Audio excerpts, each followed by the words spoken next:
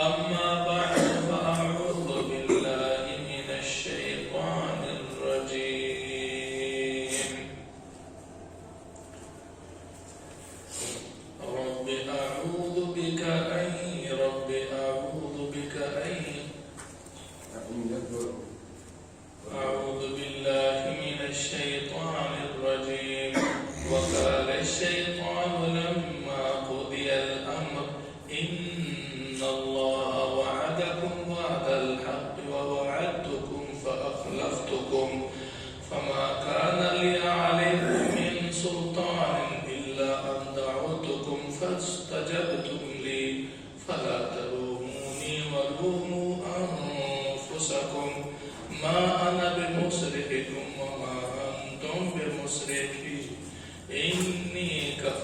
بما أشركتموني من قبل.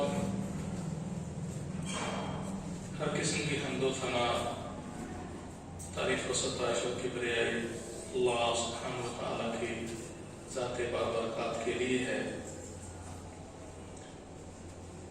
محترم سامعین، اللہ سبحانہ و تعالیٰ نے جب سے سیدنا آدم علیہ السلام کی تخلیق فرمائی، اسی وقت سے اس کے مقابلے میں ایک ایسی قوت کھڑی ہو گئی کہ جو ظاہر اور باطن کے اعتبار سے اس کا ابدی دشمن بنا، وہ قوت ہمیشہ اس کے مقابل کھڑی ہوئی، اور وہ قوت شیطانی قوت ہے۔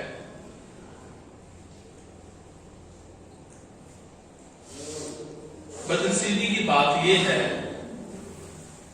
کہ ہمیں جس درجہ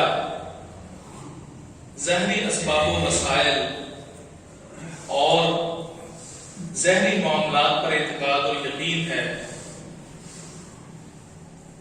ہمیں اس درجہ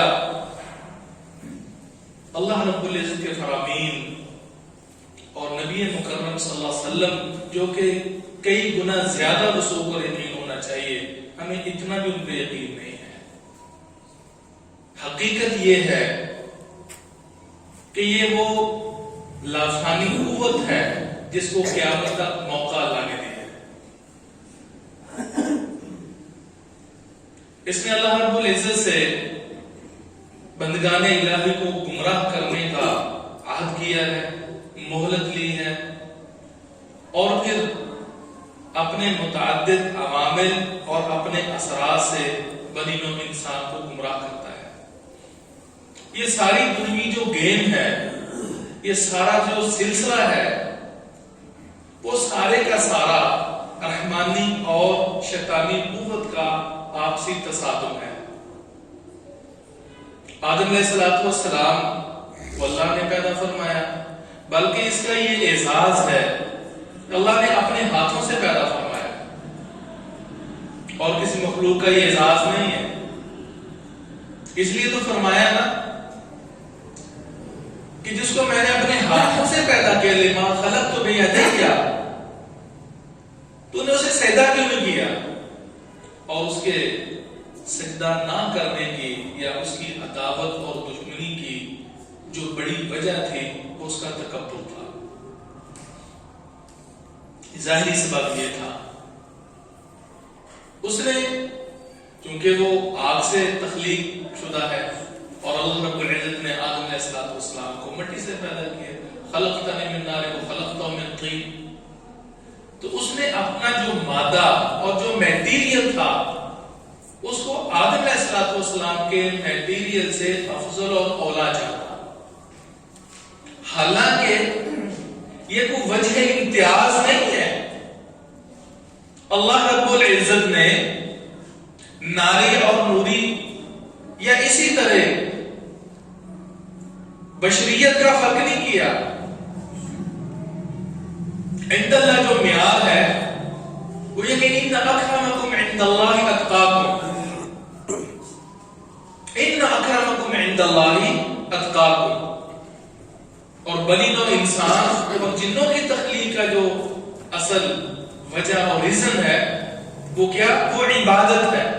اب جس درجہ کوئی انسان اللہ سبحانہ و تعالی سے کیا ہوا عہد الست، اللہ کی عبودیت کا وعدہ، اللہ سبحانہ و تعالی کی الوہیت کا اقرار، اور اسی پر پوری زندگی کو گزار دینا، بندگی کی صورت میں، خشوع و خضوع کی صورت میں، اسی کو ہمیں عبادت کہتے ہیں۔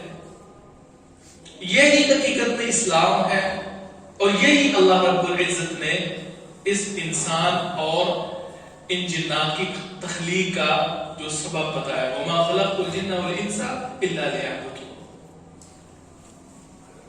لیکن اس نے تو بھرپور انداز میں اپنی کارروائی جاری رکھے ہوئے ہے، اور اس کے مختلف ہتھ کنڈے ہیں، مختلف انداز ہیں، اور اس میں مختلف صورتیں ہیں، اس کی گمراہی کے متعدد عوامل ہیں، اور اس کے نتائج اور اثرات ہم اپنی زندگی میں دیکھتے ہیں۔ کبھی تو یک لخت وہ دین اور اسلام سے منحرف کر دیتا ہے، اور کبھی اس درجہ زور نہیں چلتا تو پھر اس کے ایمان کو کھوکھلا کرنے کی کوشش کرتا ہے، کھوکھلا بے روح ایمان۔ اور اگر پھر بھی بس نہ چلے تو اپنی کوشش چھوڑتا نہیں ہے۔ وہ جس درجہ کوئی مضبوط ہوتا ہے اس کی محنت اسی درجہ زیادہ ہوتی ہے۔ اس لیے تو رسول اکرم صلی اللہ علیہ وسلم کی وہ معروف حدیث سیدہ حنزلہ رضی اللہ تعالیٰ عنہ کے حوالے سے جو روایت آتی ہے، مجلس سے باہر نکلے تو وہ فرماتے ہیں نافق حنزلہ، حنزلہ منافق ہو گئے۔ مقصد کیا تھا؟ جو رسول معظم صلی اللہ علیہ وسلم کی مجلس میں ایمانی ترقی، روحانیت کا جو لیول ادھر بلند ہوتا ہے، جو ہی اس مجلس سے نکلتے ہیں وہ لیول برقرار ہی رہتا۔ یہ جو مجلس اور اللہ کے رسول سے علیحدگی کے بعد جو دو مختلف کیفیتیں طاری ہوتی ہیں، ان کا فرق اس کو انہوں نے منافقت سے تعبیر فرمایا۔ اب اگر وجہ کیا ہے؟ بنیادی وجہ یہ ہے کہ اللہ کے رسول صلی اللہ علیہ وسلم کی مجلس کے اندر روحانیت، ایمانی ترقی، اور پھر رسول اکرم صلی اللہ علیہ وسلم کے جو ارشادات اور آپ کی تعلیم و تربیت کا یہ نتیجہ تھا کہ اس سے ایمان ڈگمگاتا نہیں تھا، اس کا لیول اپ رہتا تھا۔ اور جو ہی اس مجلس سے صحابہ کرام نکلتے، اب وہ جو شیطانی طاقت ہے وہ متحرک ہو جاتی۔ تو جائزہ لینے سے پتہ چلتا ہے کہ جب دونوں قوتیں آپس میں متصادم ہوں، مخالف طاقتیں، تو ہمیشہ شکست وہ طاقت کھاتی ہے جو بے اسلحہ ہوتی ہے، جو بے ہتھیار ہوتی ہے قوت۔ جو شخص کمزور ہوتا ہے، ناتواں ہوتا ہے، وہ اپنے طاقتور دشمن کے سامنے زیر ہو جاتا ہے۔ دنیا میں بھی ایسے ہی ہے۔ پہلوان کسے سمجھا جاتا ہے؟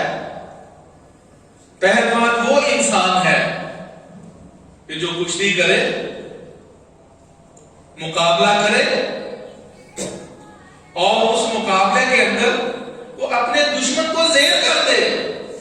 رسول اکرم صلی اللہ علیہ وسلم بخاری وغیرہ کی حدیث میں آپ نے دیکھا کہ ایک تو حدیث وہ قولی ہے، اور یہ ابو داؤد وغیرہ کی حدیث ہے جس میں صحابہ کرام آپس میں مقابلہ کر رہے ہیں، اور ایک شخص کی طرف اشارہ کر کے فرماتے اللہ کے رسول یہ وہ انسان ہے جس کو کوئی بچھاڑ نہیں سکتا، غالب آتا ہے۔ اس موقع پر رسول معظم صلی اللہ علیہ وسلم نے کیا فرمایا تھا؟ فرمایا اصل پہلوان وہ ہے جو غصے کے وقت اپنے اوپر کنٹرول کرے۔ فرمایا، اور بخاری کی حدیث میں لیس شدید بالسرعہ، وہ بڑا پہلوان نہیں ہے جو لوگوں کو گراتا ہے، بچھاڑتا ہے۔ انما شدید الذی یملک نفسه عند الغضب، جو غضب اور غصے کے وقت اپنے نفس پہ کنٹرول کر لے اور اپنے فہم و فراز شعور کو قابو میں رکھ کر وہ جو شرعی دائرہ کار ہے اس کے اندر رہے، اور شیطانی وسوسے سے، شیطانی تیش میں آ کر وہ کوئی کاروائی نہ کر لے۔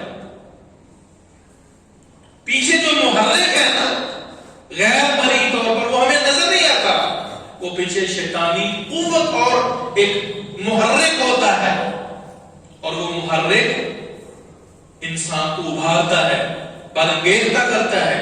ایک موقع لڑائی کا ہے، برانگیزتا کرتا ہے، اور ایک موقع عبادت کا ہے۔ عبادت کے اندر بھی بھرپور انداز میں وہ انوالو ہوتا ہے۔ رسول اللہ صلی اللہ علیہ وسلم کی احادیث ملتی ہیں، وہ جب انسان نماز شروع کرتا ہے تو وہ آ جاتا ہے، ہمیں نظر نہیں آتا، وہ آ جاتا ہے، کہتا ہے اذکر کذا و کذا، اذکر کذا و کذا، بھی یہ چیز یاد کرو، تمہارا فلاں کام، وہ وسوسے ڈال کر اس کا ذہن اس طرف مائل کرتا ہے وسوسے کے ذریعے۔ وسوسہ کسے کہتے ہیں؟ یہ ایک خفیہ کارروائی ہے، ایک یہ خفیہ تحریک ہوتی ہے، انسان صرف اسے متاثر ہوتا ہے۔ وہ جو وسوسہ جس کو ہم اردو زبان میں بھی استعمال کرتے ہیں، عربی کا لفظ ہے، یہ وہ خفیہ حرکت یا خفیہ شیطانی چال ہوتی ہے جس کی وجہ سے بندے کے اوپر اندرونی طور پر اثرات شروع ہو جاتے ہیں۔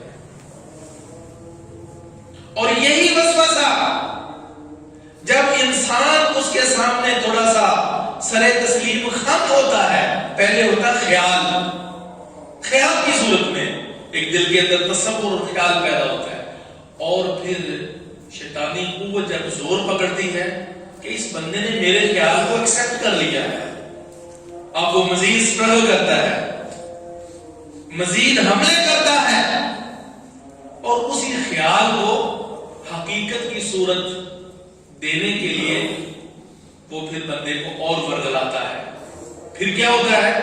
وہی خیال وہ انسان کا ارادہ اور نیت بن جاتا ہے، وہ انسان کی خواہش اور آرزو بن جاتی ہے، بظاہر کچھ نہیں ہے، چونکہ شیطان تعاقب میں ہے، پہلے خیال پیدا کیا، پھر اپنی مزید محنت بڑھائی، اور اس محنت کا نتیجہ یہ نکلا کہ اس خیال کو اس نے اس بندے کی آرزو اور اس کی امنگ بنا دیا، اس کی نیت اور ارادہ بنا دیا۔ جب کوئی بھی شخص کسی معصیت اور گناہ کا قصد کر لیتا ہے، یا اس کے دل کے اندر پوری آرائش اور زیبائش کے ساتھ شیطان اس معصیت کو صرف اس کے دل و دماغ کے اوپر سوار کر دیتا ہے، تو پھر وہ ایسے سوال نہیں ہوتے، وہ ایسے سیدھا سادہ حکم نہیں دیتا، وہ ایک غیر مرئی طریقے سے ہمیں نظر نہیں آتا اس عمل، اس خیال کے اندر لطف پیدا کرتا ہے، مزہ پیدا کرتا ہے، اس تصور اور خیال سے جو کہ ارادے کی صورت اختیار کرتا چلا جاتا ہے، اس کے اندر اس کو شادمانی محسوس ہوتی ہے، اس کے اندر اس کو نفسیاتی طور پر ایک لذت محسوس ہوتی ہے۔ اب اس لذت کے حصول کے لیے وہ اللہ رب العزت کی قائم کرتا حدود کو پامال کرتا ہے۔ اگر تو اس کے ایمان میں استحکام ہے تو پھر کوئی پرواہ نہیں ہے، اور استحکام کیسے پیدا ہوتا ہے؟ وہ استحکام تعلق باللہ سے پیدا ہوتا ہے، وہ اللہ رب العزت کے ذکر سے پیدا ہوتا ہے، وہ تلاوت قرآن اور اللہ کی یاد سے پیدا ہوتا ہے۔ ایک طرف شیطانی عوامل اور اس کے اعمال اور اس کی تحریک ہے، اور دوسری طرف رحمانی کارروائی ہے جو بذریعہ رسول صلی اللہ علیہ وسلم، جناب نبی اکرم صلی اللہ علیہ وسلم کے واسطے سے ہمیں موصول ہوتی ہے۔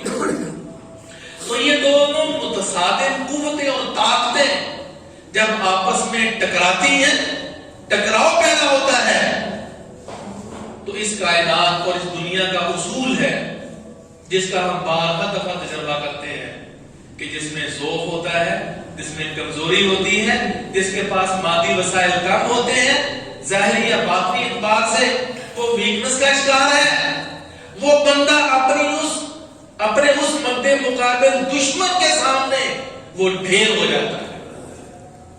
اللہ سبحانہ و تعالی نے کھلا قرآن مجید کے اندر متعدد مقام پر یہ واضح طور پر فرمایا انہ لکم عدو مبین، یہ تمہارا صریح دشمن ہے۔ وَأَنِ اعْبُدُونِي هَذَا صِرَاطٌ مُسْتَقِيمٌ، وَأَنِ اعْبُدُونِي، تم نے میری عبادت کرنی ہے، هَذَا صِرَاطٌ مُسْتَقِيمٌ، یہ ہے سیدھا راستہ۔ تو گویا سٹریٹ راستہ جو ہے، جو شیطان شیطان کے عوامل، شیطان کے ہتھ کنڈوں سے ہمیں محفوظ رکھ سکتا ہے. وہ عبادات میں، وہ نظریات میں معاملات کی خرابی پیدا کرے تو اس کا واحد ذریعہ وہ اللہ کی عبادت ہے. اللہ کی عبادت ایک مضبوط کلا ہے، ایک حصن حسین ہے. آگے عبادات کی مختلف صورتیں ہیں، عبادات کے مختلف طریقے نبی معظم صلی اللہ علیہ وسلم نے ہمارے لیے چھوڑے ہیں، ہمیں بیان فرمائے ہیں. ان عبادات میں سے شیطانی قوت کو پاش پاش کرنے کے لیے رسول اللہ صلی اللہ علیہ وسلم نے مختلف دعائیں بھی سکھائی، اور اس میں سے ایک عمل آیت الکرسی ہے. کتنے بھائیوں کو یاد ہے؟ نہیں یاد تو یاد کرنی چاہیے. ہم شیطان کا مقابلہ کلاشنکوف بم کے ذریعے اور کسی اور بھاری برکم اثرے سے نہیں کر سکتے. اس غیر ہماری قوت کا مقابلہ اگر ہوگا تو مقابلہ صرف اور صرف ایمان سے اور عبادت سے ہوگا. جس قدر آپ کی عبادت میں، تعلق باللہ میں مضبوطی ہوگی، اسی قدر شیطان آپ سے دور رہے گا. یہ اس پر اثر ہوتا ہے. امام احمد بن حنبل رحمہ اللہ کے حوالے سے آتا ہے، اور بھی ایسے ہمارے امت کے اسلاف ہیں، ان سے یہ ثابت ہے کہ بعض افراد کو آسیب ہوا، ان کے اندر جنات نے حلول کیا، تو امام رحمہ اللہ کے پاس لایا گیا، اس شخص کے بارے میں بتایا گیا، تو صرف اتنے کہتے تھے کہ چلے جاؤ، اس کو چھوڑ دو، اور وہ خاموشی سے نکل جایا کرتا تھا. امام احمد بن عبد الحلیم ابن تیمیہ رحمہ اللہ، ان کا بھی یہی طریقہ کار تھا. ایمانی قوت، ایمانی طاقت، ظاہر اور باطن کا آپس میں روحانی طور پر مستحکم رہنا، یہ شیطان کی موت ہے. وہ بھی اسی قسم کا کیس آتا تو اس کو کہتے تھے بھی تم چلے جاؤ، چھوڑ دو اس کو، وہ نکل جایا کرتا تھا. رسول اکرم صلی اللہ علیہ وسلم خود ایک دفعہ کیس ایک بچی کے حوالے سے آیا تو اللہ کے رسول صلی اللہ علیہ وسلم اخرج عدو اللہ، اللہ کے دشمن نکل جاؤ. شیطان فوراً نکل گیا. اور اسی طرح صحابی کے بارے میں آتا ہے، سلسلہ حدیث صحیحہ کے اندر یہ حدیث موجود ہے، تو شیطان حلول کر گیا. شیطانی اثرات سے ہم بھی ہیں.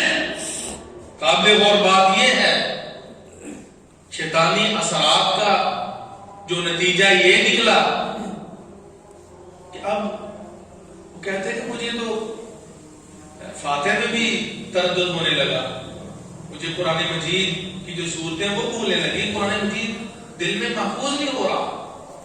رسول اکرم صلی اللہ علیہ وسلم نے ان کے وجود پر ہاتھ رکھا اور کہا کہ شیطان تو نکل جا. یہ تو تھا اللہ کے رسول صلی اللہ علیہ وسلم کا ہاتھ، دست مبارک، آپ کی زبان اطہر جس کی یہ تاثیر تھی. لیکن ہم کیا کریں؟ اب تو زمانہ چلا گیا، بڑے بے سلف صالحین کی رغبت ہو گئے. یہ وہ نسخہ ہے جو ہر کس و ناقص کے لیے کافی ہے. یہ وہ تریاق ہے جو رسول اللہ صلی اللہ علیہ وسلم نے دے کے گئے ہیں. وَأَنِ اعْبُدُونِي هَذَا صِرَاطٌ مُسْتَقِيمٌ. عدو مبین کے مقابلے کے لیے اگر انسان چاہتا ہے کہ وہ ہمیشہ مسلح رہے تو وہ اللہ کی عبادت میں اسی درجہ میں سے کام ہے. اس لیے تو رسول اکرم صلی اللہ علیہ وسلم نے فرمایا لا تجعلوا بیوتکم مقابر. میرے صحابہ اپنے گھروں کو قبرستان نہ بناؤ. تو کیسے قبرستان بنتا ہے؟ قبرستان میں عبادت نہیں ہوتی، قبرستان کے اندر نوافل نہیں پڑھے جاتے، قبرستان کے اندر فرائض نہیں پڑھے جاتے، قبرستان کے اندر جو وہاں جانے کی مصنون دعا ہے وہ انسان پڑھ سکتا ہے، میت کی دعا کر سکتا ہے، لیکن وہاں جا کے باقاعدہ قرآن مجید کی تلاوت کوئی حدیث سے ثابت ہوتا ہے کہ انسان وہاں نہیں پڑھ سکتا۔ لا تجعلوا بیوتکم مقابر، فرمایا گھروں کو قبرستان نہ بناؤ۔ تو جس گھر میں سورۃ البقرہ پڑھی جاتی ہے وہاں سے شیطان بھاگ جاتا ہے۔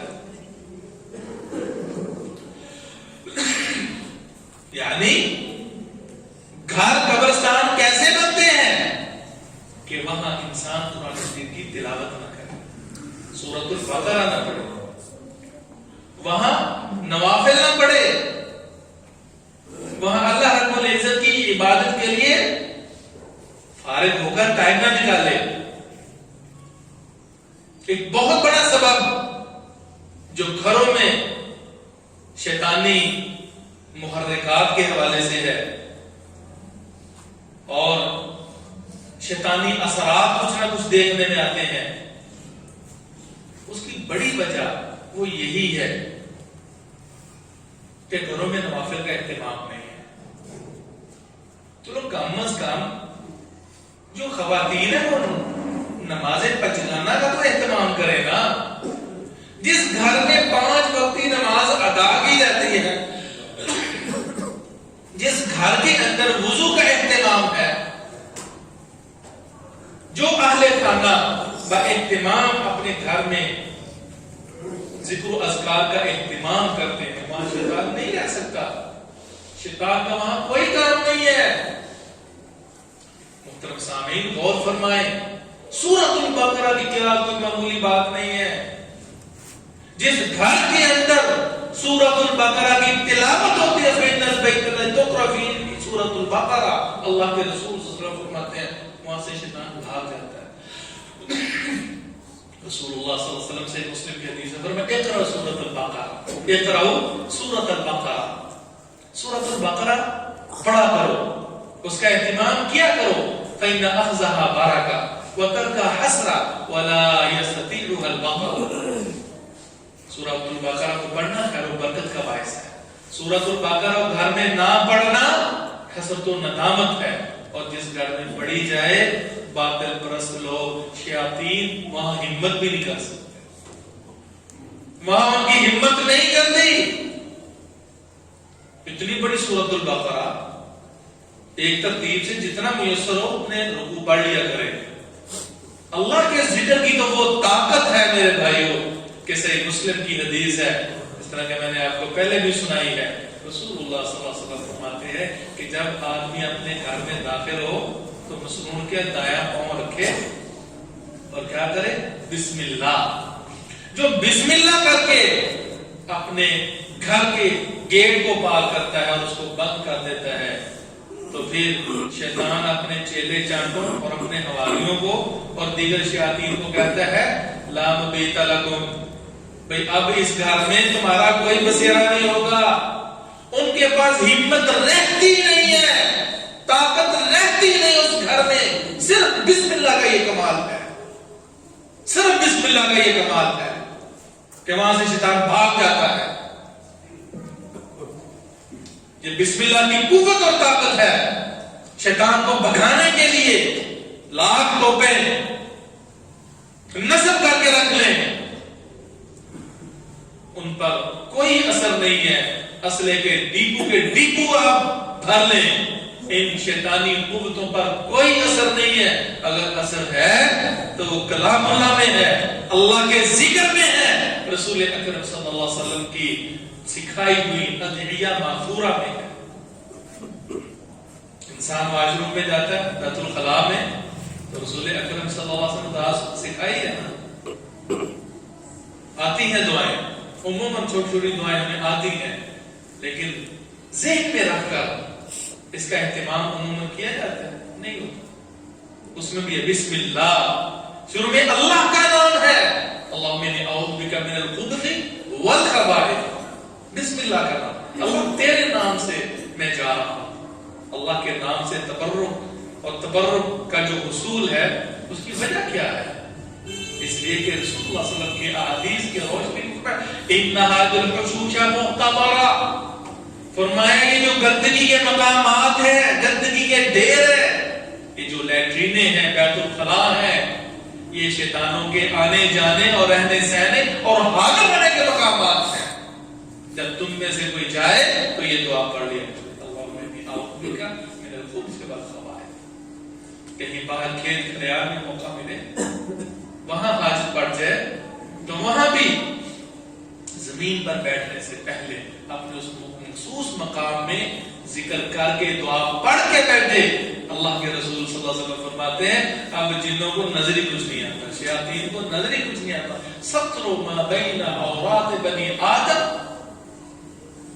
جو اللہ نے پردہ اور حجاب انسانوں کی شرمگاہوں اور جنوں کی آنکھوں کے درمیان رکھا ہے، تو کیا نہیں ہے وہ بسم اللہ کہ وہ اللہ کا نام لے اور دعا پڑھ رہے ہیں، اندھے ہو جاتے ہیں، کچھ نظر نہیں آتا۔ ویسے تو اٹھانے کو اللہ نے اتنی طاقت دی ہوئی ہے ان شیاطین کو کہ وہ پورے محل کا محل اٹھا سکتے ہیں، پورے تخت کا تخت اٹھا سکتے ہیں نا۔ سورہ نمل کے اندر اللہ سبحانہ وتعالی نے ملکہ سبا کے حوالے سے کہا ہے عفریت من الجن، جو بہت بڑا طاقتور جنوں میں یہ سب سے ہیکر اور طاقتور ہوتا ہے، اس نے کہا کہ میں اس پر کو اٹھا لیتا ہوں قبل ان تقوم من مقامک، آپ اپنی جگہ سے بھی کھڑے نہیں ہوں گے، تخت حاضر ہو جائے گا، بڑی امانت داری کے ساتھ اس تخت کو آپ کے سامنے حاضر کروں گا۔ یہ وہ دیو، یہ عفریت جو کہ جنوں سے، تمام جنوں میں طاقتور ترین ہوتا ہے، جب اللہ سبحانہ وتعالی کے فرمان کے مطابق، سنت کے مطابق کوئی انسان بسم اللہ کر کے کوئی چیز رکھ دے نا، تو اس کے پاس دراز کھولنے کی بھی طاقت نہیں رہتی، اس لیے کہ صحیح مسلم کی فإن الشیطان، غور فرمائیں، یہ شیاطین کا سلسلہ گھروں میں آنا جانا، یہ بے برکتی کا جو سسٹم ہے، بے برکتی کے جو ہمیں اپنی آنکھوں سے مناظر دیکھتے ہیں، اس بے برکتی کی اولین بنیادی وجہ صرف یہی ہے کہ ہم اللہ کے ذکر سے دور ہیں، عبادت سے دور ہیں، دین سے دور ہیں۔ انسان بسم اللہ کر کے اپنے گھر میں چلا جائے، اب اس نے دروازہ بند کر دیا ہے، اب یہ پوری جماعت، ان کا پورا لشکر بھی مل کے آ جائے، اس دروازے کو، اس سیف کو، اس دراز کو نہیں کھول سکتے۔ فإن الشیطان لا یفتح بابا مغلقا، میں بند دروازے کو نہیں کھول سکتے۔ سیف میں قیمتی اشیاء انسان اپنے گھر کا ساز و سامان رکھتا ہے، دراز میں رکھتا ہے، اہم مقامات ہیں وہاں رکھتا ہے، سنت پر عمل کرتے ہوئے بسم اللہ کر کے رکھیے اور اس کو بند کر دی، اپنا اوپن مال مت چھوڑیے۔ اوپن مال تو کوئی انسان اٹھا لے، اس کا ہاتھ نہیں کٹتا، اس کو ہم چور نہیں کہہ سکتے، تو شیطان لے لے تو ہم اس کو مورد الزام کیوں ٹھہرائیں؟ اصول تو ہمارا ہے۔ ایک وہ انسان ہے دروازہ توڑ کے مال نکالتا ہے، انسانوں میں سے تو یہ کر سکتا ہے انسان کہ دروازے کو توڑ کر لے جائے، لیکن شیاطین میں سے کسی کی ہمت نہیں ہے کہ اس پر اللہ کا نام لے کے دروازے کو بند کیا گیا اور وہاں کوئی شیطان حملہ کر دے اور وہاں سے جن کوئی تصرف کر لے، یہ ہو ہی نہیں سکتا۔ لیکن خیر و برکت کی یہ باعث بات یہ بھی ہوگی کہ اگر انسان کی زندگی مسنون ہے اور اس کا سلسلہ ٹھیک چل رہا ہے اللہ کے ساتھ، تو اللہ اس کو محفوظ رکھے گا، شیاطین الانس والجن ان سے بھی وہ محفوظ رہے گا۔ رسول اکرم صلی اللہ علیہ وآلہ وسلم کی زندگی میں ابو ہریرہ رضی اللہ تعالیٰ عنہ کا واقعہ سے بخاری کے حوالے سے، ان کا کھانا پینا، معاملات، ان کا رہائش، انداز بود و باش ہے لیکن اپنی طرز کا ہے، ان کا اپنا انداز ہے، اپنے ان کے طور طریقے ہیں، ان کو بھی کھانے پینے کی ضرورت ہے، اس لیے ان کو ہمارا کھانے میں بھی وہ ہاتھ ڈال سکتے ہیں، ہمارے ساتھ شریک بھی ہوتے ہیں.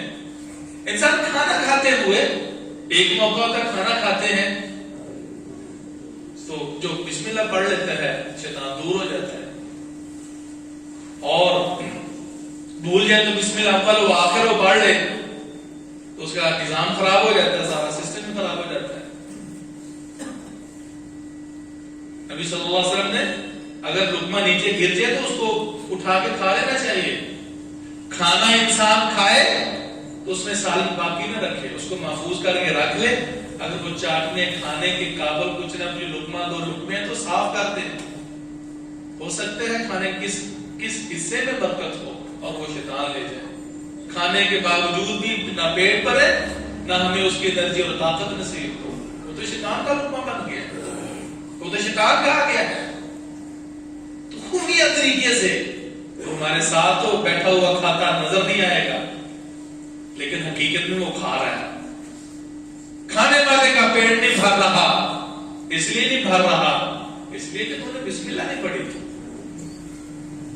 تو شیطانی مختلف طریقے کار ہیں عبادت میں، کھانے میں، پینے میں اور اسی طرح پہننے میں.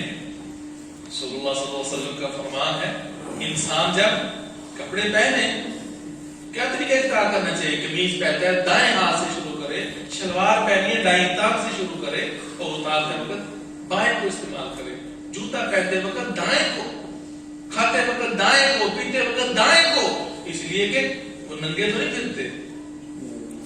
وہ بھی پہنتے ہیں، وہ بھی پہنتے ہیں، لیکن ان کا نظام شیاطین کا وہ الٹا ہے. کن کا الٹا ہے؟ جو اہل ایمان نہیں ہے، جو مسلمان نہیں ہے. جس طرح ہمارے اندر مسلم اور کافر، ہندو، عیسائی، یہودی، اس طرح ان کے اندر بھی یہ سلسلہ چلتا ہے. انا منا المسلمون ومنا القاسطون فمن اسلم فاولئک تحروا رشدا. سورۃ الجن کے اندر اللہ سبحانہ و تعالی نے فرمایا خود ان کی تبلیغ اور وہ اظہار کرتے ہیں انا منا المسلمون ومنا القاسطون. ہمارے اندر بھی کچھ مسلمان ہیں اور اپنی جانوں پہ ظلم و جور کرنے والے ہیں، ظالم ہیں. فمن اسلم فاولئک تحروا رشدا. حقیقی کامیاب کون ہے؟ جو صحیح معنوں میں مسلمان ہو جاتا ہے تو انہوں نے ہدایت کے راستے کو ڈھونڈ لیا. فمن اسلم فاولئک تحروا رشدا. انہوں نے حقیقت میں رشد و ہدایت کو پایا ہے. تو رشد و ہدایت دنیاوی زندگی کی استقامت، اخروی سعادت کا حصول وہ کی چیز میں ہے، وہ صرف اور صرف اسلام کی. فمن اسلم، جنات یہ اقرار کر رہے ہیں. اور آگے وَأَنَّ مِنَّا الصَّالِحُونَ وَمِنَّا دُونَ ذَلِكَ كُنَّا طَرَائِقَ قِدَدًا. اس علماء کرام نے یہ مسئلہ اخذ کیا. مفہوم یہ ہے کہ جہاں ان کے اندر مسلم اور غیر مسلم کا سلسلہ چلتا ہے، اس لیے تو جو غیر مسلم ہے جب نکالنے والے پوچھیں تو کوئی عیسائی بتاتا ہے، کوئی اپنے آپ کو ہندو بتاتا ہے، پھر ان کو نکالا جاتا ہے. اور کچھ وہ ہیں جو ہوتے تو مسلمان ہیں، صاحب ایمان ہوتے ہیں، لیکن جیسے ہمارے اندر فاسق فاجر ہیں، کبائر کے مرتکب ہیں، چور ہیں، ڈاکو ہیں، بدکار ہیں، ان کے اندر یہ سلسلہ ہوتا ہے. جھوٹ بولنے والے ہیں، بدگمان ہیں، تہمت طراز ہیں، مختلف معصیتوں کے مرتکب جیسے بنی نوع انسان کے افراد ہیں. ابلیس کے چیلے چانٹوں اور اس کی اولاد میں بھی یہ سلسلہ موجود ہے. وَأَنَّ مِنَّا الصَّالِحُونَ وَمِنَّا دُونَ ذَلِكَ. اس سے استدلال کیا گیا ہے کہ ان کے اندر بھی صالحین ہیں. كُنَّا طَرَائِقَ قِدَدًا. ہم بھی مختلف راستوں میں بٹے ہوئے ہیں. یعنی ان میں بھی یہ جو مسئلے کی اختلاف ہے نا، کوئی اہل سنہ ہے، کوئی اہل تشیع سے تعلق رکھتا ہے، کوئی فلاں مسئلہ رکھتا ہے، کوئی موحد ہے، کوئی قبروں کا پجاری ہے، کوئی وہ ہے کہ جو اپنی گردن کو جھکانا تو کیا، ماتھے کو زمین پہ ٹیکنا تو دور کی بات ہے کسی کے سامنے، وہ اپنا ماتھا کسی غیر اللہ کے سامنے جھکاتا بھی نہیں، مر جاتا ہے. ایسے موحدین بھی ان کے اندر موجود ہیں. تو یہ سلسلہ جو ہے بدستور یہ چل رہا ہے اور یہ چلتا رہے گا. لیکن یہ جو معاملات خراب ہوتے ہیں اور کوئی انسان اپنی بدلتی حالت دیکھتا ہے، اپنے گھر کا بگاڑ دیکھتا ہے، اس میں مختلف اسباب ہوتے ہیں. وہ کبھی تو ہوتا ہے کہ وہ اگر خود فیملی نیک صالح عبادت گزار ہے، چلو پھر اگر نحوست کا پرابلم ہو، جس طرح کہ رسول اللہ صلی اللہ علیہ وسلم کی حدیث ہے، ویسے کسی چیز میں نحوست نہیں ہے، اگر ہو تو وہ عورت میں اس کی نافرمانی اور اللہ رب العزت کی ایک مطیع بندی نہ ہونے کی وجہ سے ہوتی ہے. اس کا فسق و فجور ہے، عورت کا نماز نہیں پڑھتی، سچ نہیں بولتی، جھوٹ بولتی ہے، شوہر کی نافرمان ہے. تو یہ وجوہات، یہ نتیجہ ان سے پیدا ہوتا ہے، اور وجوہات کی وجہ سے یہ نتیجہ نکلتا ہے کہ وہ عورت نحوست کا باعث بن جاتی ہے. سوال یہ ہے وہ خراب کرے تو اس کی خرابی نحوست کا باعث ہے. گھر بھی ہو سکتا ہے، یہ معاملہ گھر کے اندر بھی پیدا ہو سکتا ہے کہ وہ کسی برے انسان کی ماجگاہ ہو، برے لوگوں کی رہائش رہی ہو، یا وہاں زیادہ خالی رہنے کی وجہ سے یہ شیطانی اثرات وہاں ہوں، اور انسان اس پوزیشن میں نہیں ہے کہ ان کو ختم کر پائے. تو مختلف وجوہات کی وجہ سے گھر بھی منحوس ہو سکتا ہے. ابو داؤد کی حدیث ہے، رسول اکرم صلی اللہ علیہ وسلم سے ایک فیملی نے ذکر کیا، اللہ کے رسول جب سے اس گھر میں آئے ہیں مالی نقصان بھی ہو رہا ہے، جانی نقصان بھی ہو رہا ہے، جبکہ اس سے قبل ایسا معاملہ نہیں تھا. تو فرمایا غروہا غنیمۃ، اس گھر کو اسی مذموم حالت میں چھوڑ کے چلے جاؤ، گھر بدلو. معلوم ہوا کیسے ہو سکتا ہے، لیکن کم از کم اپنی گریبان میں جھانک کے دیکھیں کہ اس کی نحوست اور خرابی کا باعث میں، میری اولاد یا میری بیوی تو نہیں ہے. کیا 5 وقت کی نماز کا اہتمام ہوتا ہے؟ اولاد اہتمام سے نماز پڑھتی ہے؟ کیا میں تلاوت کا اہتمام کرتا ہوں؟ خود تلاوت کر کے اپنے بچوں کو میں بٹھا کر تلاوت کراتا ہوں؟ صبح شام کے اذکار مسنونہ کی تلقین ہوتی ہے؟ کیا میری زندگی اور معمول کے اندر یہ اذکار مسنونہ موجود ہے کہ نہیں ہے؟ ایک آیت الکرسی اتنی بڑی طاقت کی حامل ہے، اللہ کے اسماء الحسنی پہ مبنی ہے، عقیدے کی پختگی ہے. جو انسان سوتے وقت پڑھ لے، رسول اللہ صلی اللہ علیہ وسلم کا یہ فرمانے عالی ہے کہ صبح تک اللہ رب العزت اس انسان کے ساتھ ایک نگران، ایک فرشتہ مقرر کر دیتا ہے جو اس سوئے ہوئے کی شیطان سے حفاظت کرتا ہے. اس لیے تو سونے سے پہلے اذکار کا اہتمام ہونا چاہیے. بسم اللہ الرحمن الرحیم کا اربع، آیت الکرسی اور سورہ اخلاص، معوذتین، تینوں صورتوں کو تینوں دفعہ پڑھ کے پورے بدن پہ انسان کرے، ہاتھ پہ، سر دفعہ، جہاں تک اس کا ہاتھ آتا ہے. اس کی خیر و برکت سے کیا ہوگا؟ انشاءاللہ جہاں روحانی پیدا ہوگا وہاں جسمانی قوت بھی نصیب ہوگی، وہاں جسمانی عوارض اور بیماریوں سے بھی محفوظ ہوگا انشاءاللہ. ہم نے کبھی اہتمام کیا نہیں، ہم تو بس گولی اور دوائی پہ لگے ہوئے ہیں، میڈیسن پہ لگے ہوئے ہیں، ہمارے دراز اور فریجیں بھری ہوئی ہیں.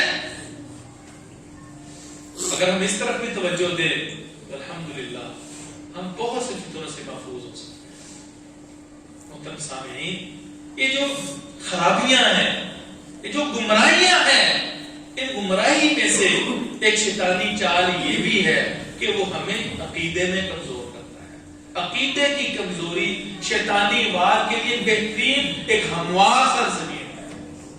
وہ انسان اس کے لیے انتہائی اہم ہدف ہوتا ہے جس کے عقیدے میں کمزوری ہوتی ہے. شیطان کس کو شکار کرتا ہے؟ جس میں ایمان ہوتا ہے. اور جس درجہ کسی کے اندر کفر شرک ہوتا ہے اس کا وہ معبود ہوتا ہے. صاحب ایمان پر بھی حملہ اور پھر جاہل پر بھی حملہ. اور جہالت کی 2 ہی وجہ ہیں. مثال کے طور پر ہمارے لوگ اللہ رب العزت ہماری ایمان کو محفوظ فرمائے، کچھ بدنصیب تو وہ ہیں صرف اپنے دین سے محروم ہوتے ہیں، مختلف دنیا اغراض و مقاصد کی وجہ سے ایمان سے دور ہوتے ہیں، دین سے دور ہوتے ہیں، دنیا کمانے کے لیے دین بیچ دیتے ہیں، دنیا کے حصول کے دین سے دور ہو جاتے ہیں، ان کا مطمع نظر صرف اور صرف دنیا ہوتا ہے، ربنا آتنا فی الدنیا، دنیا کی رٹ لگائی ہوئی ہے۔ اور کچھ وہ ہوتے ہیں کہ جو صرف اپنی دنیا گواتے ہیں، کچھ وہ ہیں جو دین سے ہاتھ دھو بیٹھتے ہیں، اور کچھ وہ ہے جو دنیوی فوائد اور مال و متاع سے محروم ہوتے ہیں اپنے علمی، اپنی جہالت کی وجہ سے۔ کئی اسباب ہیں نا، جہالت ہے، لا علمی ہے، ہنر مند نہیں ہے، اپنے مال کو ضائع کر بیٹھتا ہے اپنی نااہلیوں کی وجہ سے،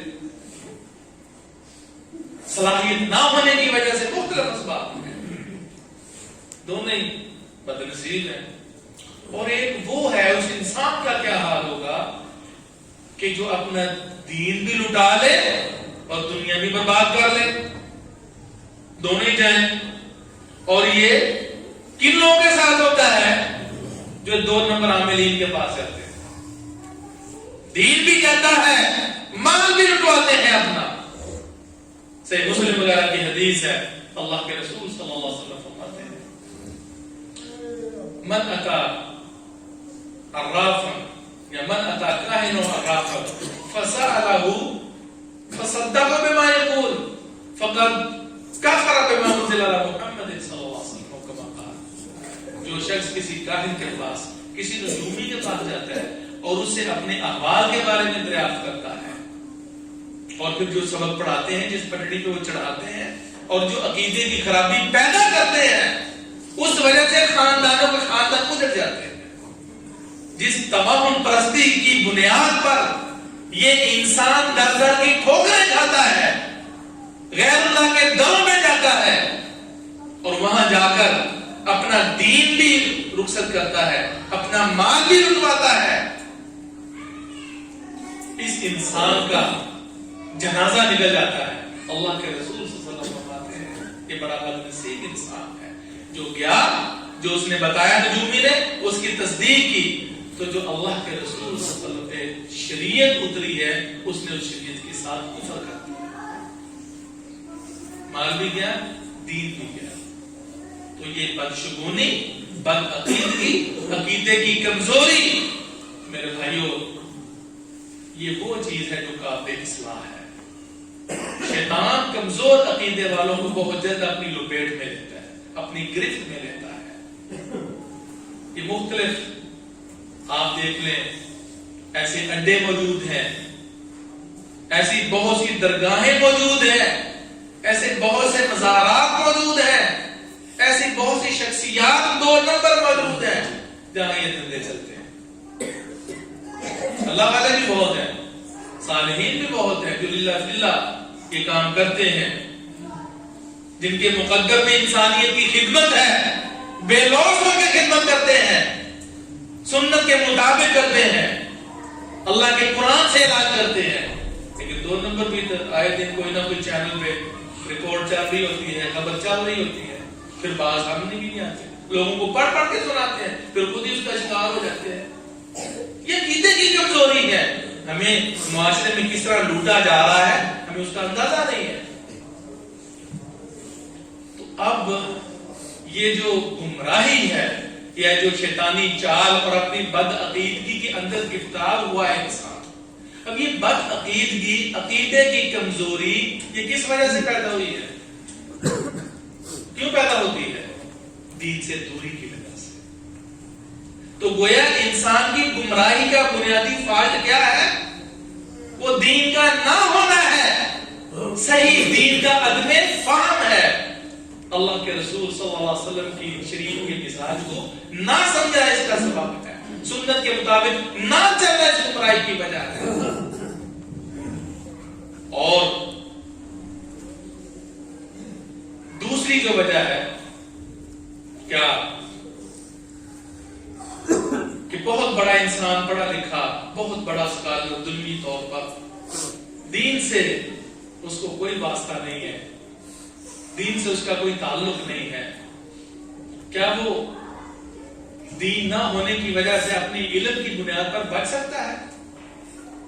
بہت سے پڑھے لکھے، بڑے اچھے پڑھے لکھے، وہ ان کے پاس بیٹھے ہوتے ہیں، اپنے ہاتھ دکھا رہے ہوتے ہیں، اپنے ہاتھ چیک کرا رہے ہوتے ہیں، فالے دکھا رہے ہوتے ہیں، بدشگونی کا شکار ہوتے ہیں. تو ان ظالموں کے ہاتھ سے بچنے والا کون ہوگا؟ صحیح العقیدہ انسان. تو اپنے عقیدے میں استحکام پیدا کیجیے. رسول اللہ، یہ عقیدہ اتنی طاقتور اور پاورفل چیز ہے، اتنی عظیم چیز ہے. صحیح مسلم وغیرہ کی حدیث ہے، رسول اکرم صلی اللہ علیہ وسلم فرماتے ہیں صحابہ کرام کو کہ میں نے دیکھا کہ انبیاء علیہ السلام کو ایک نبی آئے، ان کے پاس امتیوں کی ایک جماعت ہے. میں نے کہا یہ میرے امتی؟ فرمایا نہیں. بعض انبیاء کو میں نے دیکھا، کسی کے ساتھ 2، کسی کے ساتھ 3، اور بعض نبی ایسے بھی آئے کہ ان کے ساتھ کوئی بھی نہیں ہے. تو یکدم میں نے کیا دیکھا کہ بہت بڑا جمع غفیر ہے، لوگ ہی لوگ ہیں. فرمایا یہ میری امت؟ تو فرماتے ہیں نہیں، آپ کی امت نہیں. ادھر نظر ذرا اٹھائیے. تو میں نے افق آسمانی کنارے کی طرف دیکھا، امت کی امت. پھر دوسری طرف فرمایا اس کنارے کی طرف دیکھو تو لوگ ہی لوگ. فرمایا یہ کون؟ فرمایا یہ آپ کی امت ہے، یہ آپ کی امت ہے. اور آپ کی اس امت سے 70,000 لوگ وہ ہوں گے جو بغیر حساب کتاب کے سیدھے جنت میں جائیں گے. اور ان کی نشانی بتائی، ان کے اعمال بتائے. الذین لا یسترقون، جو دم نہیں کرواتے. اتنا اللہ پہ بھروسہ جائز، دم بھی نہیں کرواتے. ولا یتطیرون، بدشگونی نہیں لیتے. کالی بلی گزری، کوا آیا، پیچھے سے کسی نے آواز مار لی، آواز دے دی. وہ اس قسم کی شبہات میں، اس قسم کی بدگمانیوں میں، اس قسم کی عقیدے کی کمزوریوں میں نہیں پڑتے. اور نہ وہ دغواتے ہیں، لوہے کے ساتھ ماس کو داغا جاتا ہے، آخری علاج. وَعَلَىٰ رَبِّهِمْ يَتَوَكَّلُونَ، اور چوتھی خصوصی یہ ہے کہ وہ اپنے رب پہ بھروسہ کرتے ہیں.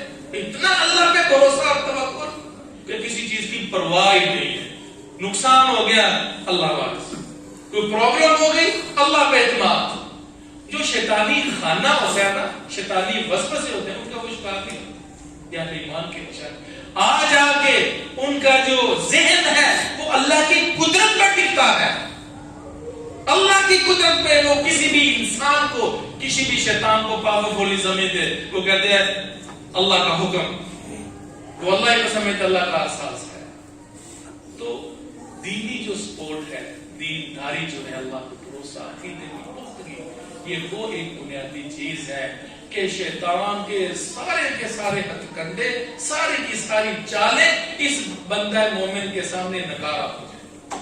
اللہ نے قرآن مجید کے گھروں میں تلاوت کرنے کی توفیق نصیب فرمائے، صبح شام کے اذکار کے اہتمام کی توفیق نصیب فرمائے، اور اسی طرح گھر میں نوافل پڑھنے کی توفیق نصیب فرمائے. ہماری ماؤں بہنوں کو 5 وقتی اللہ نماز پڑھنے کی توفیق نصیب فرمائے. ہمیں پڑھانے کی کوشش کرنے کی توفیق نصیب فرمائے. سبحان ربک رب العزت عما یصفون والسلام علی المرسلین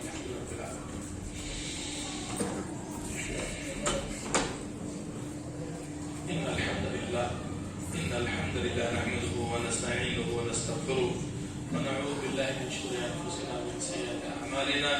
من يهد الله فلا مضل له ومن يضلل فلا هادي له. اشهد ان لا اله الا الله وحده لا شريك له واشهد ان محمدا عبده ورسوله. اما بعد. سامعین، یہ بھی غیر شعوری طور پر شیطانی چال ہے کہ جو اجتماعی طور پر ہمارے اسلامی ملک کے اندر نیو ہیپی ایئر، نئے سال کی خوشیاں اور غیر شرعی معاملات کا ارتکاب اللہ میں سے محفوظ فرمائے. ہم سب کچھ اپنی آنکھوں سے دیکھتے ہیں. اس کی بھی بڑی وجہ اور ریزن وہ خالص دین اور نبی مکرم صلی اللہ علیہ وسلم کی تربیت سے پوری کا نتیجہ ہے. مگر نا ہمارا جو مہینہ ہے، سال ہے، وہ تو محرم سے شروع ہوتا ہے نا. جس میں دعائیں ہوتی ہیں، یہ محاسبہ کیا پچھلے سال کیا وہ جو کام کرنے والے وہ تو کرتے نہیں ہیں، کہ پچھلے سال میں کیا کھویا کیا پایا، کتنے گناہ سرزد ہوئے، کتنے معاملات سے رجوع کیا، توبہ کی، اپنا محاسبہ اور جائزہ بھی لیا کہ نہیں لیا؟ عیاشیاں، خوشیاں، غیر شرعی امور کا ارتکاب، شراب و کباب کی مجالس، بے ہنگم مجالس، اللہ کی پناہ۔